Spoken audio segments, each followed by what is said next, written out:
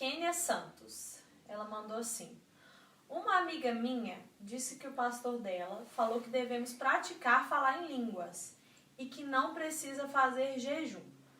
Como uma pessoa que não é batizada pelo Espírito Santo não fala em línguas vai praticar? Isso está certo? Ele disse que como somos edificados falando em línguas, não há necessidade de fazer jejum. Mas na Bíblia diz que tem um demônio que só sai com jejum e oração. O que o Senhor me diz sobre isso? Esse ensinamento dele está certo? Bom, primeiro vamos começar com a primeira pergunta. A primeira pergunta é: a gente deve praticar falar em línguas?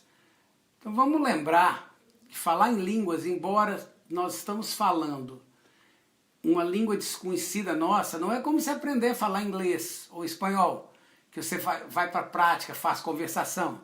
Falar em línguas é algo que vem pelo Espírito Santo de Deus. Então, não existe prática. Você não tem como aprender a falar em línguas, ou praticar, ou exercitar o falar em línguas, né? Então, a gente não deve, embora a gente não deva mistificar o falar em línguas, né? Por exemplo, eu me lembro que eu frequentava uma igreja, que às vezes eu estava falando em línguas e o irmão falava assim: mas a oração nem esquentou ainda, você já está falando em línguas? Então a gente não deve mistificar isso, porque é um dom que Deus nos deu e a gente pode exercitá-lo quando quiser. Mas o praticar falar em línguas como se for algo que nós vamos aprender a fazer, não está correto, porque línguas é um dom. Então, é o Espírito Santo que fala através de mim. Uma outra pergunta que você colocou é a questão da edificação pessoal. Sim, a língua o dom de línguas é o único dom que edifica a própria pessoa, como está lá em 1 Coríntios 14. Então, como é o único dom que edifica a própria pessoa, nós devemos todos buscarmos falar em línguas, porque é uma edificação pessoal. A questão de jejum.